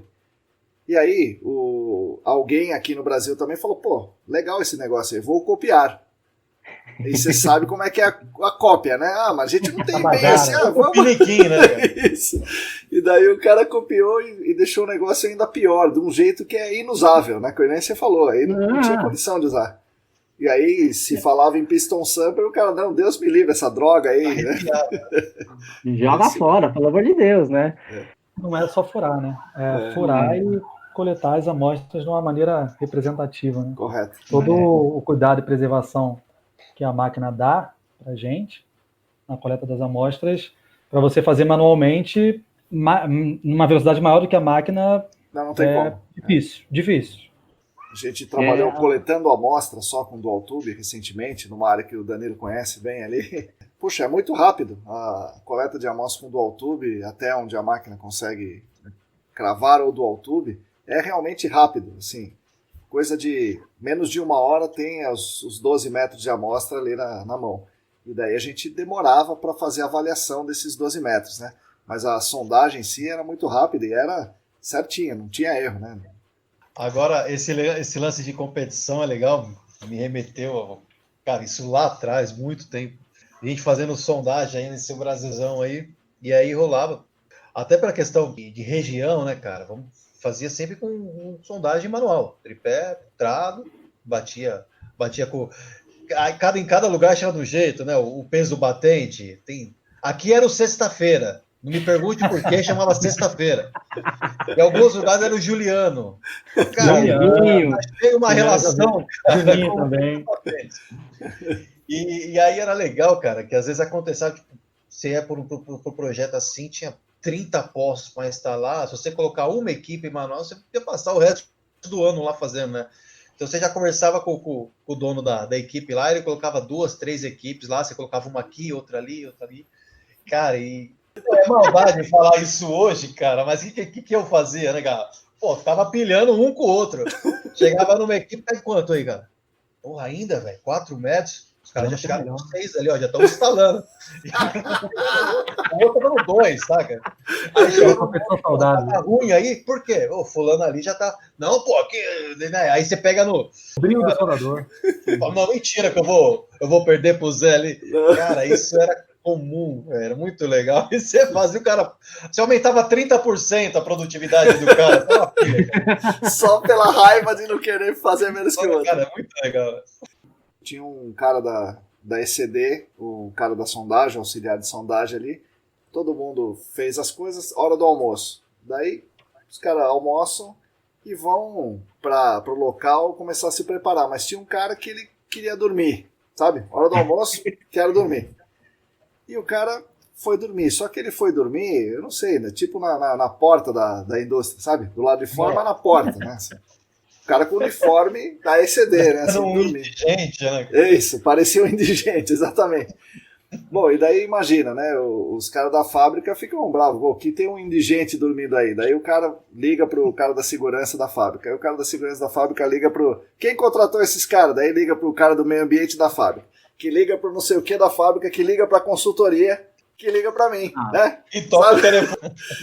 Pô, meu, tem um cara lá, meu Deus do céu. Daí eu ligo pro Charles. Ô, Charles, pô, você vê que quando que volta que dá, né? E numa dessa, né, cara, é o logo da empresa que tá na camisa do cara, né, cara? Pois é. Esse negócio das ligações aí, teve um colega meu dirigindo, Marginal Tietê, né? 5 e pouco da tarde, terminaram o campo, tava voltando pro escritório e tal. E sem querer, deu uma fechadinha num cara. E tinha o bendito do telefone, como estou dirigindo. Nossa. Já que você perguntou, né, cara? Aí, anos depois, foi a minha vez. Eu tava descendo uma rua aqui, né? Eu tinha feito campo, tava indo para casa. Aí numa rua eram 4 faixas, 2 para estacionar e 2 de rolamento. E o cara, bonitão, num Jetta preto, todo filmado, não ocupando a faixa dele, né? Aí quando eu consegui passar, dei uma buzinadinha, continuei. Parei no farol, o cara parou do meu lado. Abaixou o vidro, aí ele... Ô, China, o que foi que você tá buzinando aí? Aí, eu daí tava... você ficou bravo. Não, China não, velho. Não, China não, né? Mas eu respondi. Eu tava com um fone de ouvido, né? Eu falei, não entendo. Não fala português. Cara, beleza, o farol abriu, parei no farol seguinte. Ele veio atrás de mim, parou, desceu, entrou, colocou o braço para dentro do carro, desligou o carro, jogou a chave em cima do teto, com a pistola desse tamanho enfiada na minha cara. Meu Deus do céu! Ferrou, né? Aprendeu a falar português Nossa. rapidinho. Nossa, vai, desce, aqui é a polícia, né? Aí falei, então se identifica. Aí o cara mostrou o distintivo da Polícia Civil. Falei, ai, caramba. Agora, né, lasco, não entendo, vai entender rapidinho agora, né? Aí o cara falou, cadê seus documentos? Você deve estar ilegal aqui. Aí eu mostrei a CNH. Mano, acho que o cara deve ter ficado mais puto ainda naquela hora. Porque essa é a China, né? Tá no entendo. O cara começou a gritar. E gritava, você deve estar ilegal aqui. Por que você falou que não entende minha língua? Eu falei, não, mano, relaxa, cara, você tá nervoso aí, cara. São Paulo, pô, isso aqui na capital. São Paulo. Aí tinha os moradores de rua ali, né? E, pô, São Paulo, pouca gente, né? Nossa. Um monte de gente olhando, né? Eu tomando geral ali do cara, enfim. Conversamos ali e tal, o cara entrou no carro e foi embora. Aí o cara morador, ih, China, não liga não, esses caras são tudo malucos. E daí você falou, não entendo. Eu tenho uma história de campo de utilidade pública aqui, né? Já foi para o GAC. Eu não participei ativamente da história, mas eu tive uma pequena participação um pouco para o final. De respeito àquela equipe de sondagem que eu treinei, a equipe estava no interior do Rio de Janeiro, atendendo um outro cliente, e tal, o pessoal no campo, era uma área de mata também, fechada e tal. O pessoal começou a fazer campo lá, começou a fazer sondagens, o dia rolando. De repente, eles estavam numa parte que era até mais alta, era próxima a uma encosta, subiram um pouco da encosta, acredito eu, e eles começaram a ouvir um barulho estranho de um animal, mas não conseguiram identificar qual era o animal. O que foi me passado depois é que parecia um mugido de boi. E os caras ficavam lá, pô, é boi, não é boi? Mas aqui a gente está no meio da mata, como que os caras vão criar boi aqui? Não, não tem como. Não, isso é boi. Ah, mas o que é isso? Não é. Ficaram com aquele medo, ficaram alertas. Ou será que é boi, não é boi? O que é isso? E beleza. Acabou o campo, vida que segue. Aí, de volta lá na unidade que eu estava, esse sondador era muito meu amigo, e ele sentou para conversar comigo. Falou, João, aconteceu isso ontem no campo lá em tal lugar. Eu fiquei com uma dúvida, cara. Eu gravei aqui. Aí ele soltou para mim o áudio, né? Eu falei, não, isso é boi, pô. Isso é boi. Ele, não, cara, eu tava no campo tal, no local tal. Não faz sentido ter uma criação de boi ali, o cara soltar. Não era um pasto, era uma mata fechada. Ele, o que será? Pode ser um animal maior, né? Um animal selvagem, uma onça. Não, onça não, pô, onça é um gato grande, pô. Faz miau. Miau, não vai mugir assim. Eu falei, cara, mas não tem outra coisa para ser, cara. Pô, sei lá, uma anta, um tamanduá, esses bichos não fazem esse barulho e tal. Aí tá, eu fiquei com ele encucado na cabeça, né? Pô, que bicho é esse? Que bicho é esse? E a gente estava num horário ali pós-almoço, eu comecei a procurar. E eu vi que a onça, ela emite um som, se o pessoal procurar aí no YouTube, chamado esturro.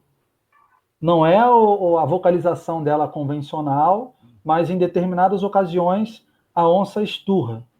E Marcão, pessoal, é igual um boi mugindo. Nossa Igual. Eu dei o play no vídeo e olhei assim, nossa, e curioso. O meu amigo que estava do meu lado, ele não pensou duas vezes, é esse. O que é isso? Eu falei, cara, Olha aqui. eu te contar o que estava perto de você ontem, você não vai acreditar. Mostrei para ele a onça esturrando, ele falou, caraca, era isso mesmo. Ele estava perto de uma onça e Olha aí. nem sabia. Que beleza. Nossa. E onça não tem como, né, Marcão? Eu acho que o pior bicho da gente encontrar num campo é uma onça. Por quê? Ela corre mais do que você. Se você pular num lago ou no rio, ela nada vai mais do que você. Se você subir na árvore, ela escala a árvore também. Então, não tem situação pior. E eu não conheço um que tenha coragem suficiente de parar, ficar imóvel e encarar o animal. Isso, dizem que é isso aí, né? Você fica lá, mas quero ver quem vai fazer, né? Meu Deus do céu. A gente tem uma história aqui com onça também, cara. Você fica preocupado, cara. Eu não fiz o campo, né? Eu toquei o campo daqui, mas o pessoal que está com a gente até hoje, cara, eu não vou conseguir me lembrar o nome da cidade, cara, porque é muito afastado. Ficava, se eu não me engano, 200 quilômetros de Cáceres, no Mato Grosso, já escapando do limite do Brasil já. E era um posto fechado, de beira de estrada, abandonado há anos já. Era tão distante o lugar que o hotel mais próximo que a gente achou que o pessoal ficar afastado ficava a 80 quilômetros. Nossa. Então, os caras rodavam 80 quilômetros, ia para o site, trabalhava de dia, voltava 80 quilômetros, um lugar que era bem isolado. E tava ali, não tinha nada, né? Tinha que levar comida, água, tudo, né? Para passar o dia. E no fundo desse posto abandonado devia ter uma edificação lá, que talvez uma conveniência, não sei. Virou o mictório da equipe, né, cara? O cara apertava, vai lá no fundo lá, né, cara?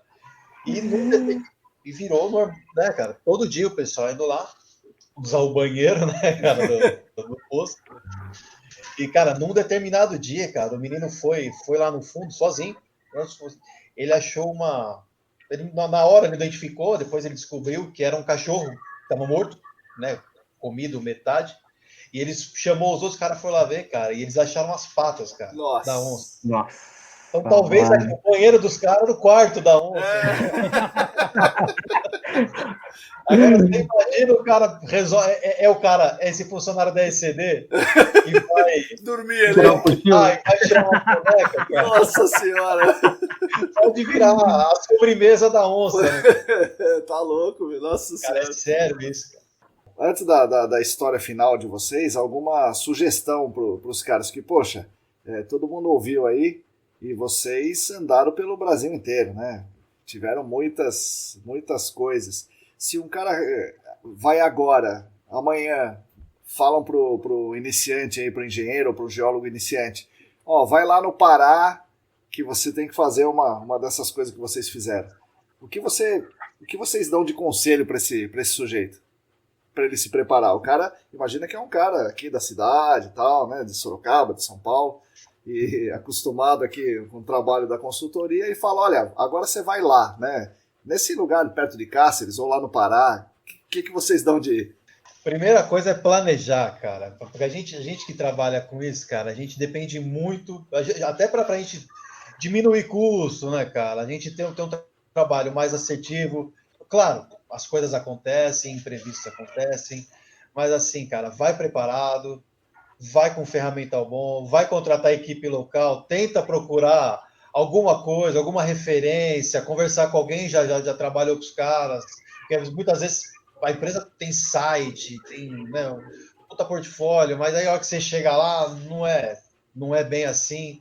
Então, cara, eu acho assim, se vai trabalhar para lugar, vai fazer um projeto que é um lugar distante, para você socorrer, para você trocar uma ferramenta, para você voltar para casa, não é fácil, cara.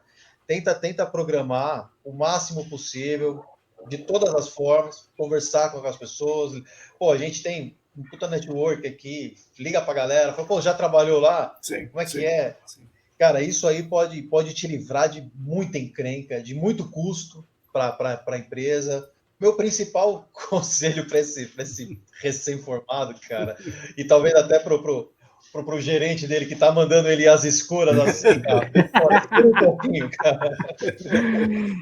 Eu falaria pro cara levar, por exemplo, pro Pará, um protetor solar e um repelentezinho assim, basiquinho, só, tava suficiente assim, porque aí o melhor professor é a vida, né? A vida Sim. ensina muita coisa. Sim.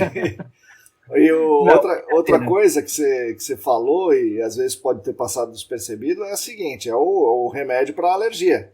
Você tem que saber se você é alérgico, né? E, pô, o cara tem que saber isso pelo menos, né? Senão ele pode passar um aperto grande.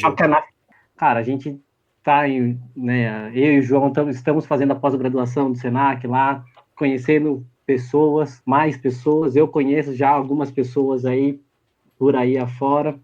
Então, é fundamental, assim, esse conhecimento prévio do lugar, fulano, ciclano, joga no grupinho do WhatsApp, X, lá, ó, tô indo fazer um trabalho, hoje tem essa facilidade, né, antigamente já nem tinha isso daí, tem referência de empresa, né, logística de amostras, enfim, tudo isso daí é muito importante. Aproveitando para complementar aí o conselho dos dois colegas, eu quero reforçar o cuidado pessoal. O Tibano até deu uma pincelada com o uso do protetor solar, o repelente. Hidratação é fundamental. Se a gente for para norte e nordeste do país, próprio centro-oeste, o sol é muito forte. A gente pensa em produção, pensa na máquina produzindo, mas a máquina não produz sozinha. Ela precisa que você opere a máquina. Se você não se cuidar, primeiro, segundo dia de campo, você vai até levando. Mas a partir do segundo dia, se você não tiver uma alimentação boa, uma hidratação durante o trabalho, cuidado com o protetor solar, o próprio repelente, é fundamental você se manter bem para conseguir cumprir essa etapa toda de trabalho. E um outro ponto que é fundamental nessas áreas mais afastadas dos centros urbanos, você manter as pessoas informadas do trajeto que você está fazendo e de onde que você está.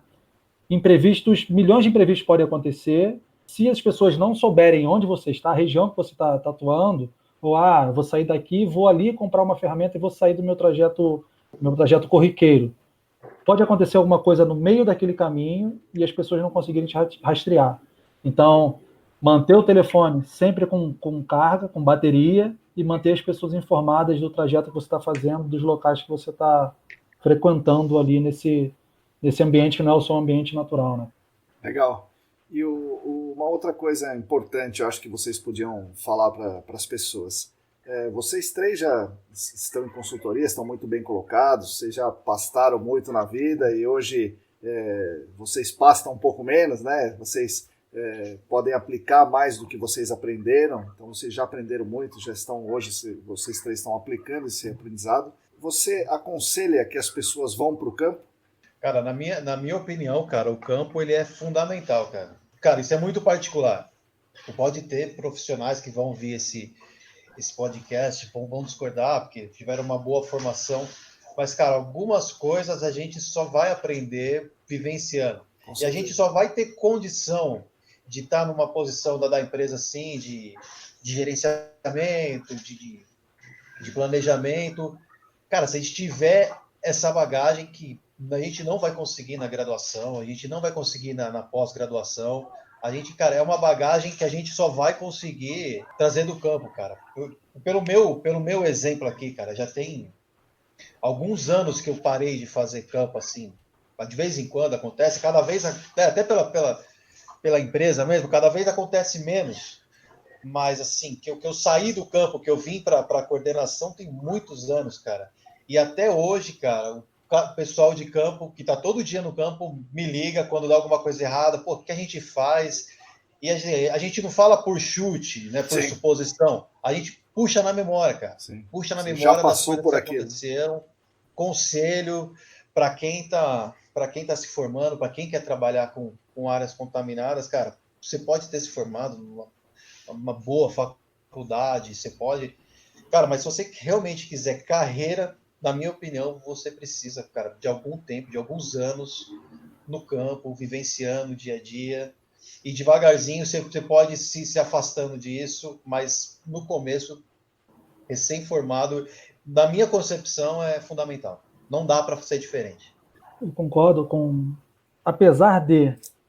eu vejo hoje em dia o pessoal recém-formado e eu consigo mapear bem o perfil da pessoa, né? Tem pessoa que é uma pessoa com viés de campo, tem uma pessoa que tem um viés de escritório. Se você tem um viés de campo, se você tem a vontade de ir para campo, indo para o campo como júnior, você vai ser um profissional de escritório mais completo.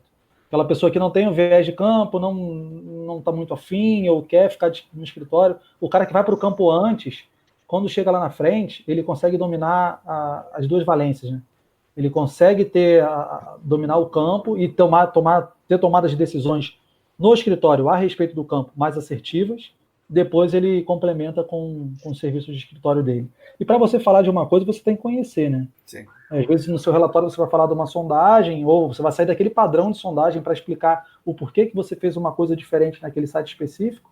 O cara que tem a bagagem de campo, ele tem muito mais facilidade para falar da sondagem em si, ou de alguma amostragem, algum método de amostragem, ou de alguma tomada de decisão que não foi uma tomada de decisão padrão, para poder descrever no relatório. Então, o cara que está no campo, que vai para o campo primeiro, ele sai na frente, ele chega lá na frente. E para o pessoal que está no campo e tem a oportunidade de acompanhar um profissional mais sênior no campo, é a hora de aprender tudo daquele cara. E quando eu falo profissional sênior, não é necessariamente o engenheiro sênior, é o profissional sênior de campo. Sim. Às vezes aquela pessoa que você não dá muito pela pessoa, é o cara que tem mais bagagem para te passar. É o cara que vai enriquecer o seu conhecimento de uma maneira que você nem imagina. Cola nessas pessoas, identifica o cara que trabalha, o cara que sabe, cola no cara e aprende e ensina também. Conseguir ser um profissional mais completo. Faço as palavras do João e do Fabrício. Eu sou uma pessoa suspeita para falar, né, com relação a campo. Durante boa parte da minha carreira, trabalhei no campo, acompanhando sondagem, fazendo e acompanhando a amostragem de água, né, toda a evolução aí do que houve aí de execução de sondagens, amostragens de água e etc. Acabei vivenciando parte delas e é fundamental, né? A pessoa, né, como o João falou aí, que não tem muito viés do campo, não vai gostar de ficar no calor, de tomar picada de inseto, de pegar carrapato, mas a vivência é não só a parte técnica, né, profissional, mas conhecer as histórias das pessoas. Todo mundo tem uma história feliz, todo mundo tem uma história triste, e isso enriquece muito a vida da gente, né? Comecei a trabalhar com áreas contaminadas, assim, por conta do Botura, que ele fez uma palestra para a gente na faculdade. Depois, num trabalho de campo, conheci um colega dele que contava histórias, e isso me fascinava, de contar histórias, e hoje sou um contador de histórias. Sim, né? sim. Cheguei numa evolução de profissional aí, de que hoje eu sou um contador de histórias. Eu ficava, porra, que legal o cara contando essa história, assim, que viajou para tal lugar e etc. E hoje eu sou um contador de histórias também. Mas o campo é fundamental aí para que as pessoas tenham um aprendizado técnico de vida, humildade acima de tudo. Não é porque o cara não tem uma graduação que você vai ignorar o conhecimento do cara. Eu acho que isso é fundamental. O cara tá ali, enquanto alguns aí têm quilômetros de sondagem, a gente está começando, e aí é importante ter a humildade de reconhecer que o cara sabe mais do que você. Na investigação, em particular, né, que é o que a gente mais trabalha, né, o Fabrício também tá na remediação, mas nós 4 aqui somos mais da investigação. Meu, se o cara não foi para o campo, ele não vai conseguir fazer, né, o relatório adequado, não vai interpretar aqueles dados, não vai conseguir pegar onde tem uma falha, né?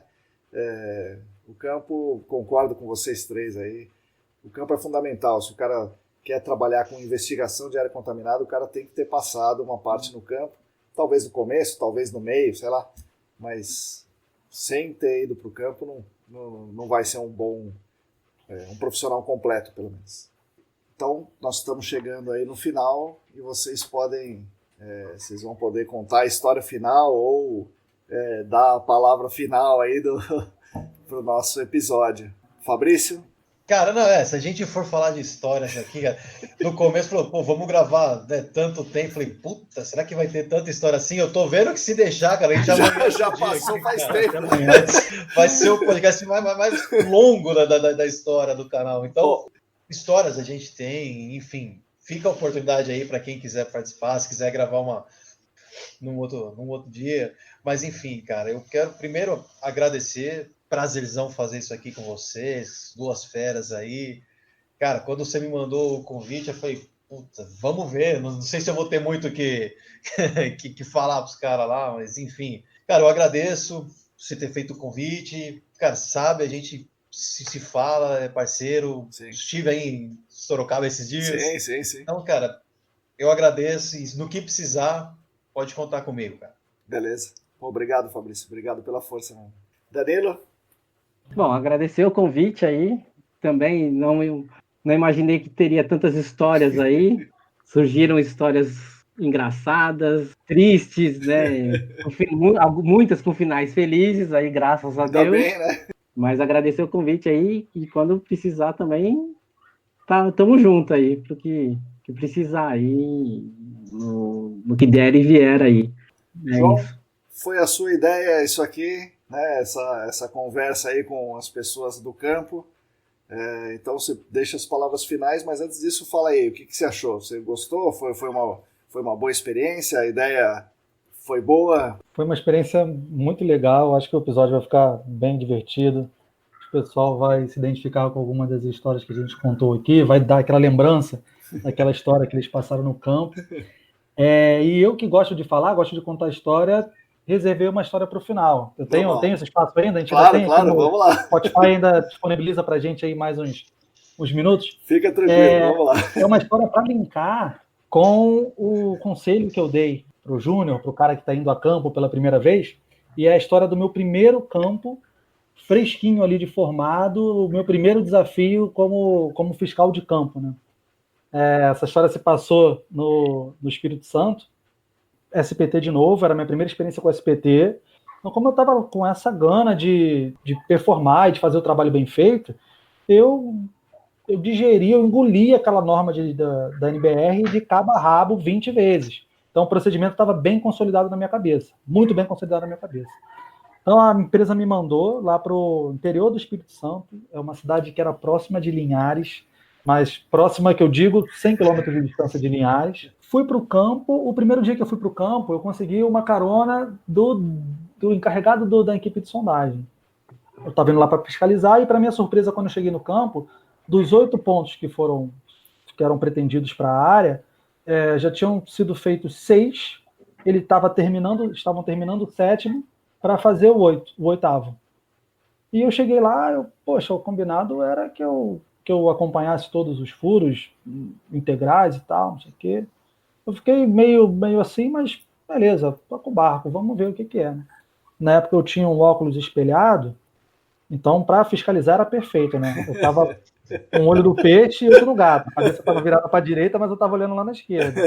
E como era o meu primeiro contato com o pessoal lá, é acostumado a ver um fiscal, às vezes, como um inimigo, como um cara que vai atrapalhar. Depois dessa experiência, eu busquei ser sempre parceiro das equipes que eu trabalhei, sondagem, mas minha primeira sondagem ia vendo os caras fazendo o SPT, e os caras já estavam 20 e poucos metros e lavando e subindo material. Eles, no cano de lavagem, eles tinham uma peneira, então o material caía na peneira, o que era mais grosso ficava depositado lá, o que era mais fino ia para dentro do tanque, e o camarada fazia um montinho de solo aqui do lado. A descrição. O cara tá jogando e descendo. Aí eu pensei assim, esse cara tá dando gato. Ele terminou esses 6 furos aí anteriores dando gato. Mas eu sabia que se eu intervisse naquele momento, eu não pegava o gato do cara. Uma dica para o pessoal júnior que está entrando no campo. Cara, se você tem o conhecimento, se você identifica que o cara está fazendo besteira, não seja omisso. A sua omissão vai gerar um dado errado que vai ser levado para o projeto e no final da cadeia as coisas não vão dar certas por uma possível omissão em campo. Então para a atividade, pede explicação do que está sendo feito. Você está de acordo? Continua. Não está de acordo? Toma uma outra providência. E eu vi lá o camarada jogando para o lado e fazendo aquele montinho de areia, né? Mas eu falei, se eu parar agora aqui, ele não... Eu falei, não, isso aqui eu estou descartando. Eu bato. Troca a composição lá, bate e pega. Aí beleza, eu estou só observando. Aí o cara chegou, preparou uns saquinhos de amostra, aí daqui a pouco foi com a mão lá no montinho de areia e começou a catar e botar nos saquinhos. Aí eu olhei assim, eu falei, se eu parar agora aqui também, o cara pode falar outra coisa, né? Vou dar corda. E o encarregado aqui na minha direita, falando pra caramba, e eu... Tentando te distrair, né?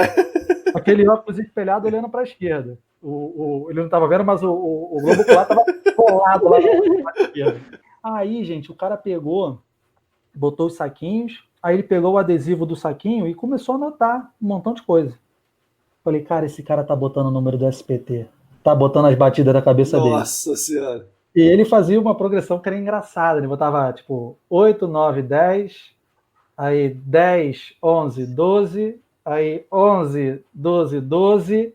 e ia subindo, aí eu, beleza, mas ainda não é o momento.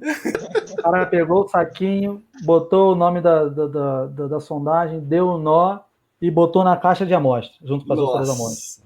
Quando ele botou na caixa de amostra, eu levantei. Aí fui lá e falei, com licença, posso tirar uma dúvida aqui com vocês? O cara, pode. Eu falei, no SPT é feito um ensaio, não é só lavagem. Como você sabe qual que é a resistência do solo? Ele, não, aqui é o seguinte, a gente fez no topo da camada, você não estava aqui, mas a gente fez. Como a camada não mudou, a gente lava direto e na próxima mudança a gente tira. Eu falei, não, tudo bem, beleza. Mas se você lava direto, por que você anotou o número aqui no saquinho? Aí o cara foi ficando nervoso. Aí eu falei, e outro ponto que eu tenho? Já que você está juntando todas as amostras aqui, como você sabe que essa é de 8, essa é de 9, essa é de 10? Se saiu na lavagem. Marcão, o sondador se estressou e gritou, parou a lavagem. Parou que o cara está inventando aqui. Nessa, o ajudante puxou um facão que ele comprou lá no Pará, na feira do Fabrício. Ele puxou o facão e deu uma lapada no pé do tripé de sondagem. Eu olhei para um lado, olhei para o outro e corri no telefone. Por isso que eu falei, pessoal, gente, telefone sempre com bateria. Sempre avise onde você está. O time meu pessoal, nada de sinal. O da empresa era aquele tijolão, mas eu nunca... Na época o smartphone não era tão difundido, mas eu nunca fiquei tão feliz de carregar um tijolão no bolso. Porque esse não quebra, a bateria não vai embora e ele dá sinal nos confins da Terra. Estava dando sinal. Eu liguei pro meu superior, informei. Aí foi aquele ciclo do telefone. Né? Ligo meu superior liga para lá, bababá. Acabou, final das contas, a sondagem foi cancelada, os outros 6 pontos foram cancelados, a equipe foi alternada, foi uma outra equipe, eu virei amigo dos caras depois da próxima equipe, e a gente fez a campanha toda como deveria fazer com SPT de metro em metro, e seguindo a risca ali como deveria ter sido feito. Mas foi um momento meu de não hesitar e ter a sacada de intervir no momento certo e da maneira certa, que minimizou esse dado errado, né? A lambança de campo. Então, esse cara que vai júnior para o campo, passa por essas experiências, quando ele chega numa fase da carreira que ele está no escritório, ele consegue identificar isso de longe, pelos dados que estão chegando. Áreas contaminadas, a gente vê muito poço que tem... As camadas, elas batem iguais. O aterro vai até 1,5 m, nas 10 sondagens que você fez. Sim. A segunda camada de argila vai até 8 metros nas 10 sondagens que você fez. Então, o cara que vai para o campo, ele consegue reconhecer esse tipo de coisa. Ele vê lá o SPT descendo a cada 1 metro, aumenta uma pancada, o cara identifica isso. Então, ele consegue tratar e não deixar isso passar. Então, essa é a minha história final. Pessoal jovem tendo para o campo, não tenham medo de intervir. Intervenham com sabedoria. Com sabedoria, porque você não pode tomar uma facãozada também, né? Verdade. Se eu chegasse lá cantando muito de galo, tenham sabedoria na hora de intervir e parceria com a galera, né? Com a galera parceira de outras empresas que está prestando serviço para você. É o melhor caminho. Bom, é isso aí então, pessoal. Muito obrigado mais uma vez pela ajuda, pela participação aí, pelas histórias. Com certeza o público vai gostar.